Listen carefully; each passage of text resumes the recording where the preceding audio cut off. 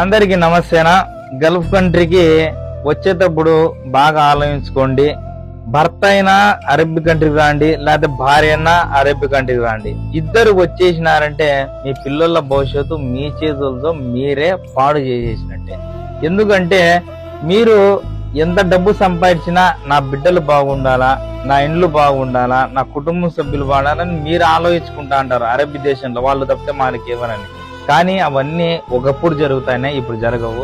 మీ బిడ్డల్ని మీరు వేరే వాళ్ళ ఇంటికాడ ఇడిచిపెట్టి, మరదలు గాని, తమ్ముని బిడ్డ గాని, అన్న బిడ్డ గాని, అవ్వతాతలు గాని ఏడన్నా ఇడిచిపెట్టి మీ పరిస్థితి బాగలేక అరబ్ దేశానికి అందరం, నా పరిస్థితి బాగాలేక అందరి పరిస్థితి బాగాలేక అరబ్ దేశానికి రావడం. అంతో ఇంత ఉంటే మనం అరబ్ దేశానికి ఎందుకు వస్తాం, రావాల్సిన అవసరం లేదు. కానీ ఇక్కడ మ్యాటర్ ఏంటంటే, ముందు పిల్లోళ్ళని ఏడన్నా మనం విడిచిపెట్టినప్పుడు మనకి సౌలతు ఉంటుందా ఉండదా అని